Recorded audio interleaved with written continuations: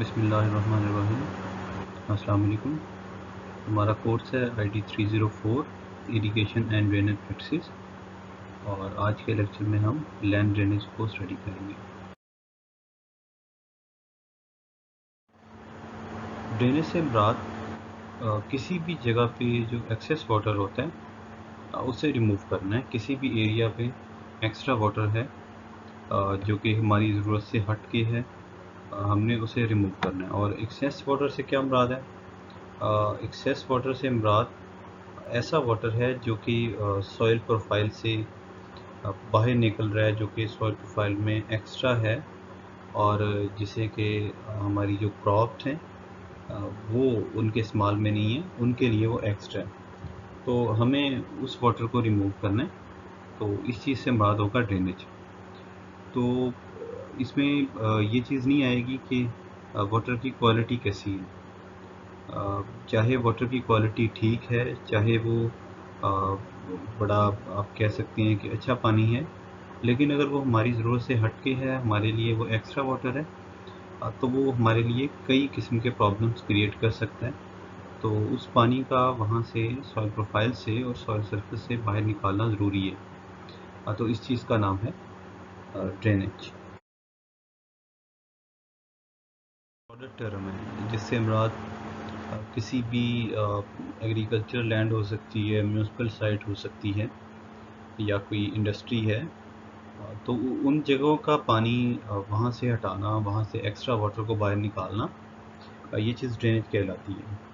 अगर हम इसे स्पेसिफाई करें विद अ स्पेसिफिक सेक्टर, तो हम इसे कैटेगराइज कर सकते हैं लाइक फॉर एग्रीकल्चर हम कह सकते हैं कि ये एग्रीकल्चरल ड्रेनेज कहलाएगी, जिससे मुराद होगा removal of water from the root zone, जो कि रूट जोन के अंदर हो और वो अबव सरफेस ऑफ अर्थ भी हो सकता है, जो कि एक्स्ट्रा हो, हमारी ज़रूरत से हट के हो, यानी हमारी क्रॉपिंग नीड से ज़्यादा हो। तो उस वाटर को हम उसके रिमूवल को हम कहेंगे एग्रीकल्चरल ड्रेनेज। तो ये यानी हम इसलिए करते हैं ताकि हम एक ऐसा फेवरेबल इन्वायरमेंट क्रिएट कर सकें जहाँ पे हमारी जो कंडीशंस हों वो मीट करती हों, जो बेटर क्रॉपिंग कंडीशंस हैं उनके साथ। यानी हम वहाँ पे ऑप्टिमम जो मॉइस्चर ऑप्टिमम जो हमारा टेम्परेचर है उसे मेंटेन कर सकें, और इसके अलावा जो प्रॉपर रूट जोन के अंदर एरिएशन होनी चाहिए, जो हवा का गुज़र वहाँ पे प्रॉपर होना चाहिए, उसे हम इंश्योर कर सकें। इसी तरीके से अगर हम वाटर रिमूवल करना चाह रहे हैं किसी भी अर्बन साइट से, किसी म्यूनिसिपल साइट से, तो इस चीज़ को अर्बन ड्रेनेज का नाम दिया जाता है। यानी आप किसी रेजिडेंशियल एरिया से वाटर को निकाल रहे हो, या आप किसी बिज़नेस साइट जिस तरह की हमारी मार्केट्स होती हैं, और या आप कोई ट्रांसपोर्टेशन कॉरिडोर हैं, तो ऐसी जगह से आप वाटर को निकाल रहे हो ताकि आप एक ऐसी कंडीशंस क्रिएट कर सको जो कि हमारे रहने सहने के लिए जो आसानियाँ जिसमें हों। यानी प्रॉपर ड्रेनेज से मुराद ये होगा कि आप without traffic interruption, without loss of property आप वाटर को सेफली रिमूव करो और हाइजेनिकली सारा काम हो। इस चीज़ को कहा जाता है अर्बन ड्रेनेज। एग्रीकल्चर लैंड से रिमूव करना चाह रहे हैं, ये रूट जोन के अंदर भी प्रेजेंट हो सकता है, और ये भी मुमकिन है कि ये सॉइल के ऊपर आ गया हो, यानी इतनी इसकी एक्सेस हो जाए कि ये बाकायदा पॉन्डिंग की फॉर्म में सॉइल के ऊपर खड़ा हुआ नज़र आए। तो अब ये जो स्टैंडिंग वाटर है या जो एक्स्ट्रा वाटर है, ये दोनों केस हो सकते हैं कि ये हो सकता है थोड़े अरसे के लिए हो, जिस तरह की बहुत ज़्यादा रेनफॉल हो जाए या रेनी सीज़न में फ्रीक्वेंट रेनफॉल्स हो रही हों, तो आपको एग्रीकल्चर लैंड्स के अंदर पानी खड़ा हुआ नज़र आता है। और फिर ये भी हो सकता है कि वहाँ पे ये एक लंबे अरसे से पानी आप देख रहे हो, एक लंबे अरसे से वहाँ पे ये प्रॉब्लम चल रही हो। तो ये दोनों केस हो सकते हैं। तो अब इनमें से किस केस के अंदर हमें एग्रीकल्चर ड्रेनेज की तरफ जाना पड़ता है, यानी हमें इस चीज़ को सीरियसली लेना पड़ता है कि इस वाटर को हमने निकालना है और किस केस के अंदर हमें इसे निकालने, प्रॉपर इसकी स्कीम बनाने से बगैर ही हमारा काम हो जाता है। तो अगर तो पानी थोड़े अरसे के लिए आया है, या एक जिसे आप कह सकते हैं जुज़ वक़्ती एक वहाँ पे पानी खड़ा हो गया और स्मॉल उसकी क्वांटिटीज़ हैं, ज़्यादा पानी भी नहीं है, तो वो इतना प्रॉब्लम नहीं होता। जैसा कि आप मॉनसून के अंदर देखते हैं कि मॉनसून के अंदर हमारे पाकिस्तान में जो साल की ज़्यादा बारिशें हैं वो मॉनसून में होती हैं, और मॉनसून के दिनों में पानी का बाज़ इलाकों में खड़े होना एक रूटीन मैटर हो जाता है। अच्छा, फिर इसमें ये भी आ जाता है कि कुछ क्रॉप्स ऐसी होती हैं जो कि बहुत ज़्यादा वाटर सेंसिटिव होती हैं, उनके लिए तो स्टैंडिंग वाटर ठीक नहीं है। और कुछ ऐसी क्रॉप्स हैं जो कि ज़्यादा पानी को बर्दाश्त कर सकती हैं, तो वहाँ पे अगर पानी एक कुछ टाइम के लिए रुक भी जाता है, तो वो इतना प्रॉब्लम कॉज़ नहीं करता। तो हमें देखना ये होता है कि ये जो हमारा पानी है इसकी क्वांटिटी कितनी है और ये कितने अरसे तक यहाँ पे रुक सकता है। तो अगर थोड़े पीरियड के लिए पानी रुक रहा है और पानी की क्वांटिटी भी कुछ ज़्यादा नहीं है, जो कि हमें लग रहा हो कि ये नीचे चला जाएगा ग्रेविटी से या वेपोरेट हो जाएगा, तो उसे इतना उसके लिए हम प्रॉपर कोई स्कीम नहीं बनाते, उसे हम प्रॉपर उसकी ड्रेन आउट करवाने के लिए हम उसके लिए कोई मैकेनिज़्म नहीं कोई डेवलप करते।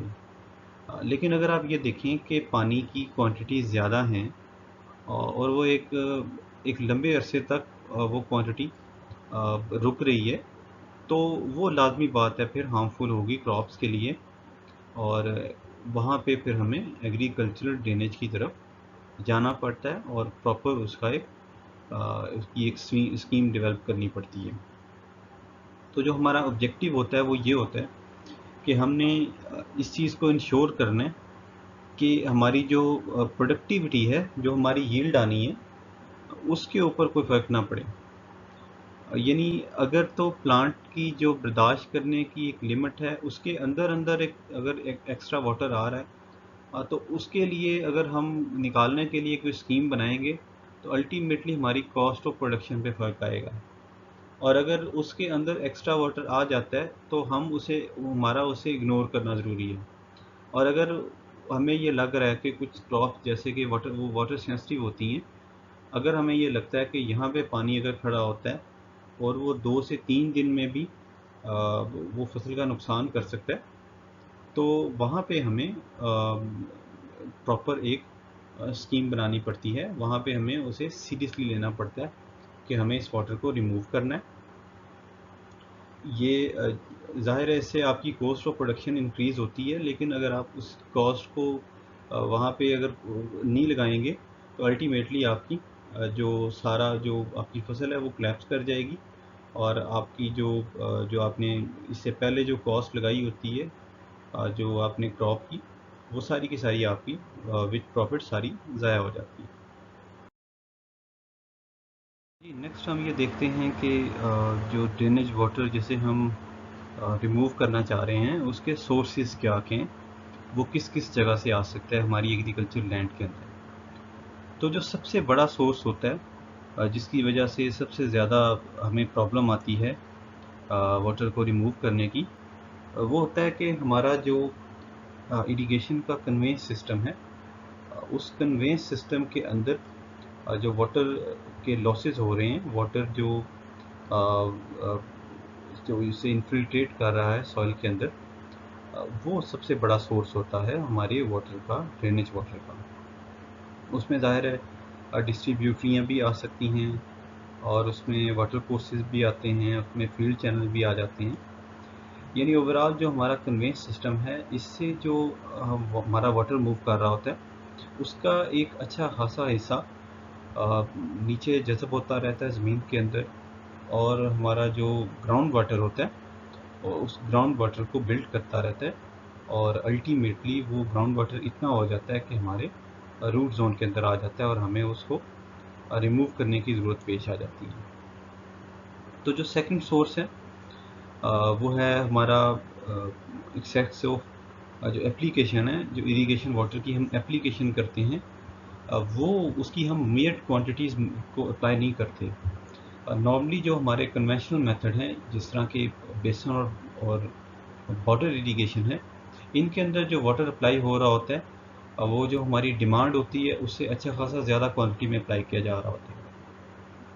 तो ये जो एक्स्ट्रा वाटर है, ये भी एक बहुत बड़ा सोर्स है ग्राउंड वाटर को बिल्ड करने का, और अल्टीमेटली ये ड्रेनेज का प्रॉब्लम कॉज करता है। तो जो तीसरा सोर्स है वो आ जाता है रेनफॉल। और जो रेनफॉल का वाटर जो कि रन ऑफ से बच जाता है, यानी वो वाटर जो कि इनफिल्ट्रेशन की फॉर्म में और अल्टीमेटली परकुलेशन की फॉर्म में ज़मीन के अंदर जज़ब हो जाता है। लेकिन ये जो हमारी एग्रीकल्चर फील्ड होती हैं उनके ऊपर ऐसी जगह जो कि जहाँ पे हम नहरी पानी लगा रहे हैं, उस पे इसका प्रॉब्लम इतना ज़्यादा नहीं आता। जो रेनफॉल का वाटर है, वो इतनी अव्वल तो रेनफॉल नहीं होती। कुछ इलाकों में ये रेनफॉल ज़्यादा होती है, और ज़्यादातर जो वहाँ से रन ऑफ जनरेट होता है, वो रन ऑफ सैलाब की सूरत में एक प्रॉब्लम खड़ा करता है। वरना जो बाकी के इलाके हैं जहाँ पे रेनफॉल ज़्यादा नहीं होती, वहाँ पे अगर साल के किसी हिस्से में ज़्यादा रेनफॉल हो रही है, तो वो ज़मीन हमारी जज़ब कर लेती है, और उसका एक बड़ा हिस्सा एवेपोरेशन की फॉर्म में भी ज़ाया हो जाता है। उसमें से वो पोर्शन जो कि ग्राउंड वाटर के साथ जाके मिलता है, वो ग्राउंड वाटर को बिल्ड करता है, और उसे रिमूव करने के लिए हमें ड्रेनेज करवाना पड़ती है। फिर इसके अंदर कुछ किसी हद तक आप कह सकते हैं कि शेयर आ जाता है। जो हमारे अर्बन साइट्स हैं, जो हमारे सिटी के सीवेज डिस्पोजल प्लांट्स हैं, उन साइड से जो वाटर की लीकेज हो रही है, वो भी इसे इसके अंदर एडिशन उसका हो सकता है। और ज़ाहिर है कोई भी सोर्स जो कि ग्राउंड वाटर को में जाके ऐड हो रहा है, वो अल्टीमेटली कभी ना कभी जाके ड्रेनेज का प्रॉब्लम कॉज करता है। और ये जो फ्लोस हैं, ग्राउंड वाटर से हों या सरफेस वाटर से हों, ऐसे एरियाज से जहाँ पे एक्स्ट्रा वाटर हो, ये अल्टीमेटली हमारे जो ग्राउंड वाटर है उसे बिल्ड करते हैं, और ग्राउंड वाटर का ज़्यादा होना वो हमारे लिए एक प्रॉब्लम खड़ा करते हैं। अच्छा, यहाँ पे अब एक पॉइंट आता है कि हमारे जो ज़्यादातर एरियाज़ हैं हमारे पास, जो एग्रीकल्चर, जो हमारे क्रॉपिंग जहाँ पे प्रैक्टिस हो रही हैं, उन एरियाज़ के अंदर आप जानते हैं कि जो हमारा कैनाल वाटर है वो इतना नहीं होता कि हमारी जो प्लांट रिक्वायरमेंट है उसे पूरा कर सकें। तो फिर प्लांट रिक्वायरमेंट को पूरा करने के लिए हम ग्राउंड वाटर को भी यूज़ करते हैं। तो अगर हम ग्राउंड वाटर को इरिगेशन के लिए यूज़ करें, तो ये जितने भी सोर्सेज मैंने यहाँ पे बताए हैं, अगर इनसे वाटर ऐड होता रहे ग्राउंड वाटर में, और ग्राउंड वाटर को हम आगे यूज़ करते रहें इरिगेशन के लिए, तो ड्रेनेज का प्रॉब्लम नहीं आएगा, या ड्रेनेज का प्रॉब्लम बिल्कुल जुज़वक्ती होगा, बहुत थोड़े टाइम के लिए आएगा। यानी वो इतना प्रॉपर प्रॉब्लम नहीं होगा जिसे सॉल्व करने के लिए हमें प्रॉपर एक स्कीम डेवलप करनी पड़े। इसका मतलब ये है कि अगर किसी वजह से हम ग्राउंड वाटर को यूज़ ना कर पा रहे हों, तो उस सूरत में ग्राउंड वाटर हमारे लिए एक मसला खड़ा कर सकते हैं। और वो कौन सी सूरत होगी जिस वक्त हम ग्राउंड वाटर को यूज़ नहीं कर पा रहे होंगे? वो दो वजूहत हो सकती हैं। नंबर वन, कि हमारे पास जो हमारा इरिगेशन सोर्स है, यानी ग्राउंड वाटर से हट के जो हमारे पास सरफेस इरिगेशन का वाटर जो सोर्स है, वो इतना रिलायबल है, उसके अंदर इतनी क्वांटिटी है कि वो हमारी सारी क्रॉपिंग नीड्स को पूरा कर रहा है, और हमें ग्राउंड वाटर की तरफ जाना ही नहीं पड़ रहा। और जो दूसरी वजह हो सकती है वो ये है कि हमारे ग्राउंड वाटर की क्वालिटी इतनी अच्छी नहीं है कि हम उसे एक्सट्रैक्ट करके इरिगेशन के लिए यूज़ करें। ये जो दूसरा केस है ये ज़्यादा स्ट्रॉन्ग है। वो एरियाज जहाँ पे ग्राउंड वाटर की क्वालिटी इतनी अच्छी ना हो कि हम उसे इरिगेशन के लिए इस्तेमाल कर सकें, वहाँ पे जो ग्राउंड वाटर है वो ऐसे ही पड़ा रहता है, और उसके अंदर फ्रेश वाटर की जो मिलावट होती है, यानी फ्रेश वाटर जो रेनफॉल की फॉर्म में या ओवर इरिगेशन की फॉर्म में या कन्वेंस लॉसेस की फॉर्म में जो वाटर उसमें ऐड होता है, वो भी उसमें ऐड होके वैसी ही क्वालिटी उसकी हो जाती है। यानी अगर वो स्लाइन वाटर है, तो उसमें आप फ्रेश वाटर ऐड करें तो सारे का सारा वो स्लाइन वाटर बन जाएगा, और हम उसे इरिगेशन के लिए यूज़ नहीं कर सकते। तो अब उसे अगर इरिगेशन के लिए यूज़ नहीं कर रहे, तो ज़ाहिर है उसका लेवल बढ़ता रहेगा बढ़ता रहेगा, और जब वो हमारे रूट जोन पे पहुंचता है उसके बाद हमारे लिए वो प्रॉब्लम शुरू कर देता है। तो ऐसे वाटर का रिमूव करना ज़रूरी हो जाता है अगर हम वहाँ पे उस ज़मीन पे मज़ीद क्रॉपिंग करना चाह रहे हैं। ये हमारी नेक्स्ट स्लाइड है कि जो ड्रेनेज है वो उसकी इम्पोर्टेंस क्या है। ज़ाहिर है कि ड्रेनेज, हमें ये देखना है कि ड्रेनेज किस किस तरीके से हमारी जो क्रॉपिंग प्रैक्टिस हैं उन्हें डिस्टर्ब करती है। तो सबसे पहले आता है जी कि हम फील्ड के अंदर ऑपरेशंस उस तरीके से नहीं कर सकते जिस तरह हम एक आम ज़मीन में जहाँ पे ड्रेनेज का प्रॉब्लम ना हो वहाँ पे कर सकते हैं। फॉर एग्ज़ाम्पल हम प्रॉपर टिलेज ऑपरेशंस नहीं कर सकते अगर एक जगह पे एक वाटर स्टैंडिंग फॉर्म में है या रूट जोन में एक्सेस वाटर है, तो हम वहाँ पे अपना जो फील्ड इम्प्लीमेंट्स होते हैं उन्हें ऑपरेट नहीं करवा सकते। तो अगर हम उन्हें ऑपरेट ना करवा पाएँ तो ज़ाहिर है हम लैंड प्रिपरेशन नहीं कर सकते, हम सोइंग नहीं कर सकते, और जो दूसरी इंटर कल्चरल और हार्वेस्टिंग जो प्रैक्टिसेस हैं हम उन्हें ठीक तरीके से नहीं कर सकते। फिर आ जाता है जी कि वहाँ पे हम जो ख़ास टेम्परेचर रिक्वायर्ड होता है सीड जर्मिनेशन के लिए, हम उसे इंश्योर नहीं कर सकते हैं। यानी अगर वहाँ पे वाटर रहेगा, ज़्यादा पानी रहेगा, तो जो एक सीड को एक ख़ास ऑप्टिमम मॉइस्चर और ऑप्टिमम जो उसे टेम्परेचर रिक्वायर्ड होता है वो हम मेंटेन नहीं कर सकते हैं। और अगर वहाँ पे वाटर स्टैंडिंग फॉर्म में आ जाता है तो उसके अंदर ऐसे पेस्ट और ऐसी डिजीज़ वहाँ पे हो सकती हैं जो कि हमारी क्रॉप को अल्टीमेटली नुकसान पहुँचा सकती हैं। अच्छा, फिर इसमें ये आ जाता है कि अगर किसी जगह पे ड्रेनेज का प्रॉब्लम है तो वहाँ पे जो स्टैंडिंग वाटर है वो ऐसी उसमें ऐसे यानी कि पेस्ट और ऐसे इंसेक्ट उसके अंदर पैदा हो सकते हैं जो कि करीब की आबादी को और जो फार्म के अंदर ऑपरेट जो लेबर फार्म पे काम कर रही होती है उनके लिए एक सीरियस मसला खड़ा कर सकते हैं। और इसी तरीके से हम जो पोस्ट हार्वेस्टिंग जो हम वहाँ पे कोई अगर वर्क करना चाह रहे हैं हम अपनी क्रॉप के साथ, हम उसकी कोई मैनेजमेंट करना चाह रहे हैं तो उसे हम वहाँ पे ठीक तरीके से नहीं कर पाते। और जो सबसे बड़ा प्रॉब्लम आता है वो ये आता है कि जो एक्सेस वाटर है वो सॉइल में, सॉइल सरफेस पे और सॉइल के अंदर साल्ट्स को बहुत ज़्यादा इंक्रीज़ कर देता है। मैंने आपको ये बताया था कि ड्रेनेज का प्रॉब्लम अमूमन उन जगहों पे आता है जहाँ पे ग्राउंड वाटर की क्वालिटी ठीक ना हो, यानी कि ग्राउंड वाटर स्लाइन वाटर हो। जब स्लाइन वाटर सॉइल सरफेस पे आता है तो ड्राई सीज़न के अंदर या वेपोरेशन के दौरान जो वाटर है वो इवेपोरेट हो जाता है और जो साल्ट्स हैं वो अल्टीमेटली सॉइल पे बच जाते हैं। तो ये जो साल्ट्स हैं ये फिर ज़मीन के लिए एक लंबा मसला खड़ा कर देते हैं, एक लॉन्ग टर्म प्रॉब्लम उससे जनरेट होता है वहाँ पे, जिसे हल करने के लिए फिर सिर्फ ड्रेनेज नहीं हमें करनी पड़ती, बल्कि उसके लिए हमें अलग से स्ट्रेटजीज अपनानी पड़ती हैं। सबसे पहले आती है सब सरफेस ड्रेनेज। सब सरफेस ड्रेनेज से मुराद है कि हम रूट जोन के वाटर को रिमूव करना चाह रहे हैं, तो इस चीज़ को कहा जाता है सब सरफेस ड्रेनेज। तो रूट जोन का जो पानी है, जैसा कि मैंने आपको बताया कि वाटर टेबल के हाई होने की वजह से या फिर जो किसी भी एरिया के अंदर जो ओवर इन्फिल्ट्रेशन हो सकती है, चाहे किसी भी सोर्स का वाटर हो, तो जो ओवर इन्फिल्ट्रेशन है उसकी वजह से जो वाटर टेबल का राइज करके आ जाना है रूट जोन के अंदर, इस चीज़ की रिमूवल को हम कहते हैं सब सरफेस ड्रेनेज।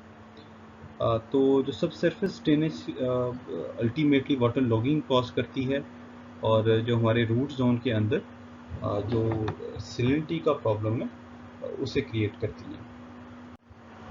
नेक्स्ट है जी सरफेस ड्रेनेज। अच्छा, सरफेस ड्रेनेज से मुराद है कि जो वाटर जो रूट जोन से भी ज़्यादा वाटर हो और वो बाकायदा सरफेस पॉन्डिंग की फॉर्म में नज़र आ रहा हो फील्ड के ऊपर खड़ा हुआ, तो उस वाटर को रिमूव करने को हम सरफेस ड्रेनेज का नाम देते हैं। सरफेस ड्रेनेज हो सकती है अगर रेन वाटर ज़्यादा किसी जगह पे हो रहा है और उसकी प्रॉपर ड्रेनेज को कोई मैकेनिज़्म नहीं बनाया गया, तो उस वाटर की वजह से, या अगर कोई रिवर बैंक से ओवरफ्लो कर रहा है या किसी स्ट्रीम से एक्स्ट्रा वाटर फ्लडिंग डेज में पानी बाहर आ रहा है, तो वो जो पानी है जो सरफेस के ऊपर खड़ा हो रहा है, तो ये जो है सरफेस ड्रेनेज इसके लिए ज़रूरी हो जाती है। इस स्लाइड के अंदर सरफेस पॉन्डिंग दिखाई गई है। ये जो वाटर आपको नज़र आ रहा है खड़ा हुआ, ये सरफेस ड्रेनेज के प्रॉब्लम की वजह से है, और इसे रिमूव करने के लिए अब आप यहाँ आसानी से देख सकते हैं कि यहाँ पे किसी किस्म की आप एग्रीकल्चरल प्रैक्टिसेस नहीं कर सकते, और जो वाटर एवेपोरेट होता है वो फिर इस तरह से साल्ट छोड़ जाता है, और फिर इस तरीके से वाटर लॉगिंग और सलिनिटी का प्रॉब्लम आ जाता है। यानी जो वाटर वहाँ से एवेपोरेट हो रहा है, वो जो जगह छोड़ के जा रहा है, वहाँ पे साल्ट्स की एक्सेस होती है, और उसे ट्रीट किए बगैर, उस मसले को हल किए बगैर हम वहाँ पे अपनी क्रॉपिंग प्रैक्टिस नहीं कर सकते। आ जाती हैं टाइप्स ऑफ ड्रेनेज सिस्टम। तो दो टाइप्स होती हैं ड्रेनेज सिस्टम की, एक होती है सरफेस ड्रेनेज और सेकंड होती हैं सब सरफेस ड्रेनेज। यानी सरफेस ड्रेनेज के अंदर हम ओपन वे में ड्रेनेज करवाते हैं ओपन ट्रेंजेस के ज़रिए, और सब सरफेस ड्रेनेज के अंदर पाइप ड्रेनेज आ जाती है, उसमें वर्टिकल ड्रेनेज भी आ जाती है, और उसके अंदर फिर मोल ड्रेनेज आ जाती है, और टाइल ड्रेनेज, उसके अंदर ये सारी चीज़ें आ जाती हैं। हम वन बाई वन इन्हें देखते हैं। जो सरफेस ड्रेनेज है, या जो ओपन ड्रेनेज सिस्टम हम इसे कह सकते हैं, उसके अंदर वाटर को इकट्ठा किया जाता है फील्ड के अंदर थोड़े थोड़े फासले पे। फरो टाइप्स हम बॉटम्स बनाते हैं, फरो टाइप्स हम डिचेस आप उसे कह सकते हैं, हम बनाते हैं, जिनके ज़रिए हम वाटर को इकट्ठा करते हैं, और फिर हम इन ओपन चैनल से वाटर को एक मेन चैनल के अंदर लेके जाते हैं, और जो वाटर का फ्लो हो रहा होता है यहाँ पे वो प्योरली ग्रेविटेशनल फ्लो हो रहा होता है, और हमने इसमें जो उसका जो हमने चैनल का बेड बनाना होता है, वो हमने अपने रूट जोन से नीचे रखना होता है, ताकि ग्रेविटी के ज़रिए वाटर उसके अंदर फ्लो करके आ जाए। तो इसका बनाना आसान है, सस्ता है, लेकिन इसमें प्रॉब्लम ये आ जाती है कि इसमें हमारा जो फील्ड है वो छोटे छोटे टुकड़ों में तकसीम हो जाता है, और जो फील्ड के अंदर जो एग्रीकल्चरल प्रैक्टिसेस हैं वो इतनी कन्वीनियंट नहीं रहती जितनी कि वो नॉर्मल कंडीशंस के अंदर होती हैं। ये इस फिगर के अंदर दिखाया गया है कि किस तरीके की हम चैनल्स बनाते हैं अपनी फील्ड के अंदर, और ये जो चैनल्स हैं ये किसी फील्ड में कितने बनाने हैं, ये डिपेंड करते हैं सॉइल की प्रॉपर्टीज़ के ऊपर। जो सॉइल ज़्यादा परमिएबल हों वहाँ पे ये चैनल्स कम बनाने पड़ते हैं, और जहाँ पे सॉइल इम्परमिएबल हो, यानी जो आसानी से वाटर को मूव ना करवा सके, वहाँ पे हमें इनकी तादाद बढ़ानी पड़ती है, और इनका जो आपस में एक दूसरे के साथ फासला है उसे कम करना पड़ता है। तो सेकंड वन आ जाता है सब सरफेस ड्रेनेज सिस्टम, यानी उसमें आ जाती है सबसे पहले पाइप ड्रेनेज। तो पाइप ड्रेनेज जिस तरह के नाम से आपको लग रहा है कि हम इसके अंदर पाइप्स बिल्ड करते हैं सॉइल की रूट जोन के अंदर, और हम पैरेलल पाइप्स दबाते हैं, बिल्कुल उसी तरीके से जिस तरीके से हमने ओपन चैनल्स बनाए थे फील्ड के अंदर वाटर को ग्रेविटी के ज़रिए, ग्रेविटेशन फ्लो के ज़रिए इकट्ठा करने के लिए। इसी तरीके से हम उसके अंदर पाइप्स दबा देते हैं, और जो पाइप से जो पानी है उसे हम आगे इकट्ठा कर लेते हैं आगे मेन एक चैनल के अंदर। अगर हम उसे एक ओपन चैनल के अंदर इकट्ठा कर रहे हों, यानी लेटरल जो हमारी फील्ड के अंदर पाइप्स हैं उन्हें हम एक ओपन सब ड्रेन के अंदर इकट्ठा कर रहे हैं, तो इस चीज़ को हम सिंगुलर सिस्टम का नाम देते हैं। और अगर हमारी जो मेन पाइप्स हैं वो भी, मेन जो हमारा कलेक्टर है वो भी पाइप्स हों, यानी कि मेन पाइप हो वहाँ पे इंस्टॉल, तो इस चीज़ को हम नाम देते हैं, यानी कंपोजिट सिस्टम का हम इसे नाम देते हैं। तो यहाँ पे एक जो एक फ़ायदा आप इसे कह सकते हैं, वो हो सकता है वो ये कि हमारे पास जो लैंड लॉस हो रहा था जो सरफेस ड्रेनेज की फॉर्म में, वो यहाँ पे नहीं हो रहा होता। यानी जो हमारी लैंड है वो पाइप दबाने की वजह से उसके ऊपर हम आसानी से अपनी एग्रीकल्चरल प्रैक्टिस कर सकते हैं। हम अपने फील्ड इम्प्लीमेंट्स को वहाँ मूव करवा सकते हैं, ट्रैक्टर को, और हम खुद उस पर यानी हमें चलने फिरने में, और जो ओपन जो हमारी जो चैनल्स होते हैं वो उसमें सिल्टेशन का प्रॉब्लम आ जाता है और वो मिट्टी के गिरने से बंद होते रहते हैं। लेकिन जो हमारी ये पाइप्स होती हैं इनके अंदर ये प्रॉब्लम नहीं आता। हाँ, ये एक अलग डिबेट है कि पाइप सिस्टम की प्रॉब्लम्स अलग हो जाती हैं। यानी पाइप सिस्टम में पाइप क्लॉटिंग बहुत ज़्यादा हो जाती है, और ये ज़ाहिर है एक्सपेंसिव सिस्टम है, जिसे यूज़ करने के लिए हमें स्किल्ड लेबर चाहिए होती है, और अगर हम बड़ी स्पीड से काम करना चाह रहे हैं तो हमें इसके लिए बड़ी अच्छी मशीनरी रिक्वायर्ड होती है। तो दोनों सिस्टम के अपने अपने मेरिट्स और डीमेरिट्स हैं। तो जैसा कि इस फिगर के अंदर दिखाया गया है कि एक पाइप दबाई जा रही है। ये एक कलेक्टर पाइप है, मेन कलेक्टर है, जो कि हमारे जो एग्रीकल्चर फील्ड की जो छोटी पाइप्स होंगी, उनका जो वाटर है उन्हें उसे इकट्ठा करके हम इसके अंदर फेंकेंगे। ये आपको फील्ड के अंदर साइडों पे नज़र आ रही होंगी छोटी पाइप्स। इनसे पानी जो इकट्ठा होता है वो मेन पाइप के अंदर हम उसे इस तरीके से, यानी मेन कलेक्टर के अंदर हम उसे इकट्ठा करके आगे फिर किसी रिवर या किसी और चैनल के अंदर, किसी बड़ी ड्रेन के अंदर हम उसे एक जगह पे फेंक देते हैं। तो जैसा कि आपको बताया गया है पाइप ड्रेनेज के अंदर कि एक हमारा सिंगुलर सिस्टम होता है और एक हमारा होता है कंपोजिट सिस्टम। यानी कंपोजिट सिस्टम में हमारी जो कलेक्टर है वो भी पाइप होते हैं, और जो हमारा सिंगुलर सिस्टम है वहाँ पे पाइप नहीं होते बल्कि ओपन डिचेज उसमें होती हैं, जो कि पाइप से पानी को इकट्ठा करके आगे एक ओपन चैनल के अंदर फेंक रही होती हैं। जो मेन ड्रेन है वो दोनों के अंदर ओपन हो सकती है, लेकिन जो हमारा कलेक्टर्स हैं उसमें वो कलेक्टर्स भी इसके अंदर बड़ी होते हैं कंपोजिट सिस्टम के अंदर। तो कंपोजिट सिस्टम ट्रूली एक पाइप ड्रेनेज सिस्टम है, जिसके अंदर हमारा जो फील्ड ऑपरेशंस हैं वो ज़्यादा कन्वीनियंट हो जाते हैं। ओके जी, नेक्स्ट वन है vertical drainage system. Vertical drainage system से मुराद है कि हम ट्यूबवेल्स को यूज़ करते हुए या वेल्स को यूज़ करते हुए हम पानी जो है वो रूट जोन से नीचे, यानी कि ग्राउंड वाटर टेबल से पानी को हम बाहर निकाल लेते हैं और अल्टीमेटली हम अपने रूट जोन से पानी को ख़त्म कर लेते हैं। तो एफिशिएंसी वाइज अगर हम देखें तो वर्टिकल ड्रेनेज सिस्टम वो रिलेटिवली ज़्यादा एफिशिएंट है एज़ कंपेयर टू ड्रेनेज सब पाइप ड्रेनेज सिस्टम और सरफेस ड्रेनेज सिस्टम। लेकिन वर्टिकल ड्रेनेज सिस्टम एक महंगा सिस्टम है। इसके अंदर हमें एनर्जी रिक्वायर्ड होती है वाटर को पंप करने के लिए, और उस वाटर को पंप करने के लिए हमें स्पेशल डिवाइसेस यूज़ करनी पड़ती हैं, जिनकी एक अपनी कॉस्ट है, और फिर उन्हें इंस्टॉल करने के लिए, पंप्स को इंस्टॉल करने के लिए, वेल्स बनाने के लिए या पिट्स बनाने के लिए हमें एनर्जी और पैसा दोनों रिक्वायर्ड होते हैं।